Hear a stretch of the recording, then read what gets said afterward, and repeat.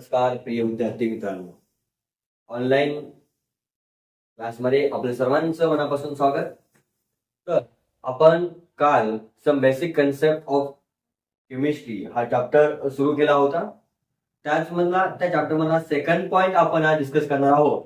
तो म्हणजे मेटल म्हणजे काय, नॉन मेटल म्हणजे काय, मेटलॉइड काय आहेत आणि properties of states of matter, किती प्रकारचे मॅटरचे स्टेट्स, बरोबर. तर काल आपण काय पाहिलं होतं, तर काल आपण इंट्रोडक्शन टू केमिस्ट्री, केमिस्ट्री म्हणजे काय ते पाहिलं होतं. केमिस्ट्रीच्या किती ब्रांचेस आहेत ते आपण काल पाहिलं होतं. आणि त्याचबरोबर मॅटर म्हणजे काय हे आपण काल पाहिलं होतं.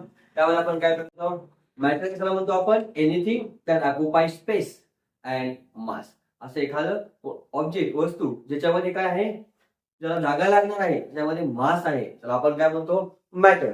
तर चला आज जाणून घेऊया टेक्स्टबुक पेज नंबर 2 या चॅप्टरचं सेकंड पेज. ते म्हणजे त्यामध्ये आपल्याला पहिल्यांदा पाहायचं आहे मेटल म्हणजे काय. ठीक आहे, किंवा मेटल्स कुणाला म्हणतात, मेटलच्या काय प्रॉपर्टी आहे, बरोबर.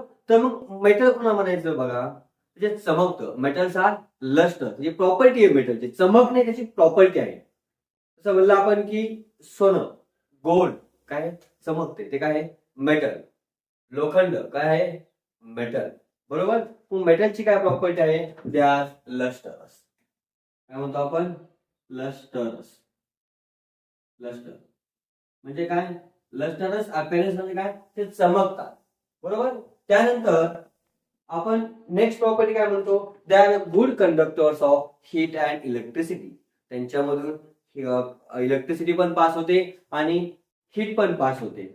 जे वायर आहे त्यामधून इलेक्ट्रिसिटी पास होते. मग ती वायर कोणतं असते, एक तर कॉपरचं किंवा अल्युमिनियमचं वायर असते, बरोबर. तर मग आपण काय म्हणतो, they are good conductors of heat and electricity. Good conductors of heat and electricity.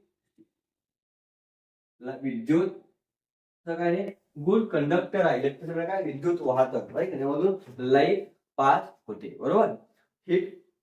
Next आपण काय म्हणतो की कोणती प्रॉपर्टी आहे, मेटल्स आर मॅलिएबल. मॅलिएबल म्हणजे काय, तर त्यांना हॅमरिंग करून, हातोड्यात हॅमर करून किंवा त्यावरती कोणत्याही प्रकारचा आपण फोर्स लावून त्या मेटलचा आपण एक पत्रा तयार करू शकतो, शीट तयार करू शकतो, तर आपण म्हणतो मॅलिएबल.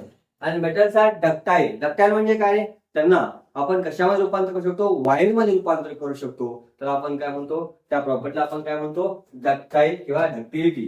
मग काय म्हणणार, शो डक्टिलिटी. म्हणजे काय, वायर मध्ये आपण कन्व्हर्जन करू शकतो. नंतर काय, दे ऑल्सो शो मॅलिएबिलिटी, म्हणजे they can be converted into sheet. Sheet मध्ये आपण त्यांना कन्व्हर्जन करू शकतो.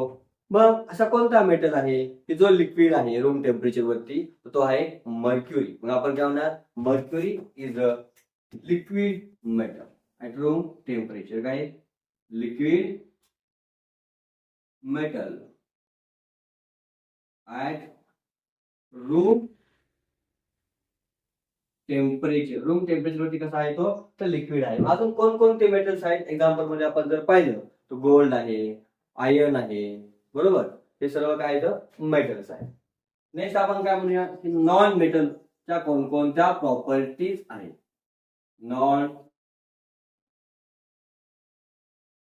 मग पहिली काय प्रॉपर्टी नॉन मेटलची, ते चमकतात काय, नाही चमकत. म्हणजे काय म्हणतो आपण, नॉट लस्टर, चमकत नाही, not lustre.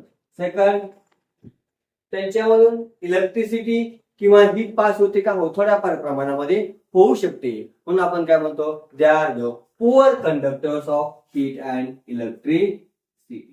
Poor conductors of heat and electricity.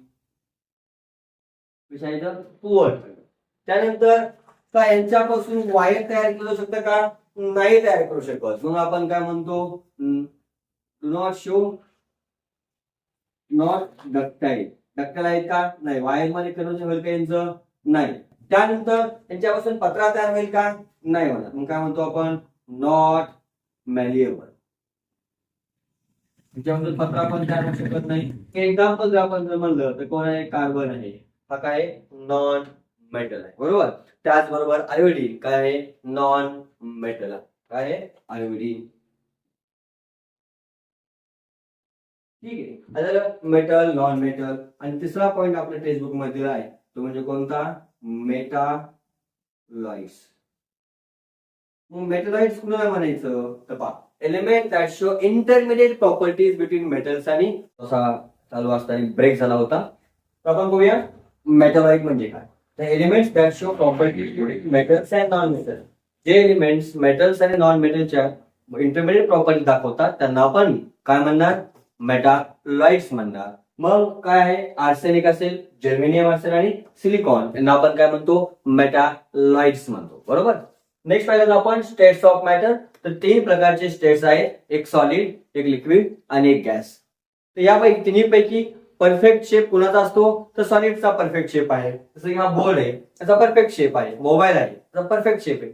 का बरं सॉलिडचा परफेक्ट शेप असतो? कारण की आपण पाहतो की सॉलिडला डिफरंट शेप आहे. कारण ऍटम्स आणि जे मॉलिक्युल्स आहेत ते tightly held to each other. म्हणजे त्या सॉलिड पार्टिकल मध्ये, सॉलिड वस्तूमध्ये जे काही ऍटम किंवा मॉलिक्युल्स आहेत ते एकदम पॅक्टली पॅक्ट असतात. त्याच्यामुळे त्यांचा आकार कसा आहे? तो फिक्स आहे. नेक्स्ट आपण पाहिलं लिक्विड. तर लिक्विड मध्ये काय? जे काही पार्टिकल्स आहेत they are close to each other and they move around within a liquid. ते एक जवळ आहे आणि लिक्विडच्या मध्ये, लिक्विडच्या भोवतीच्या पार्टिकलच्या भोवती फिरत राहतात. बरोबर. आपल्या पुस्तकात असं सांगितलेलं आहे. त्यानंतर गॅसमध्ये काय असतं? गॅसमध्ये जर आपण पाहिलं तर जे काही पार्टिकल्स आहेत ते फार हवे, थोडे दूर दूर आहेत, पण त्यामुळे त्याचा सुद्धा आकार फिक्स आहे का? नाही. या ठिकाणी दाखवले बघा, हे पार्टिकल्स फार असे लांब लांब आहे, त्यांच्यामध्ये जागा, स्पेस भरपूर आहे.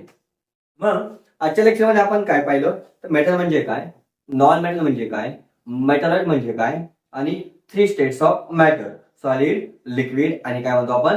गॅस. मग मेटल कोणाला म्हणायचं? किंवा मेटलच्या काय प्रॉपर्टीज आहेत? जे चमकतं, त्याच्यामधून इलेक्ट्रिसिटी आणि हीट पास होते त्याला आपण मेटल म्हणतो. त्याचबरोबर सोनोरिटी एक प्रॉपर्टी आहे. म्हणजे मेटलवरती मेटल जर पडला तर आवाज येतो, त्याला आपण म्हणतो सोनोरिटी. त्याचबरोबर त्या मेटलचं कन्व्हर्जन आपण वायर मध्ये करू शकतो. मेटलचं कन्व्हर्जन आपण शीट मध्ये करू शकतो, पत्र्यामध्ये करू शकतो. मेटल कोणकोणते आहेत? तर मग आयर्न हा मेटल आहे. बरोबर. नंतर मर्क्युरी हा असा मेटल आहे जो लिक्विड असतो. कोणत्या टेम्परेचरला? ऍट रूम टेम्परेचरला. नॉन मेटलचे काय प्रॉपर्टी आहेत? ते चमकत नाही, त्यांचं वायर तयार होत नाही, त्यांचा पत्रा तयार होत नाही. बरोबर. आणि ते कसे आहेत? Poor conductors of heat and electricity. हो, तुम्हाला इथपर्यंत समजला असेल. व्हिडिओ आवडल्यास लाईक करा, सबस्क्राईब करा आणि शेअर करायला विसरू नका. धन्यवाद. धन्यवाद.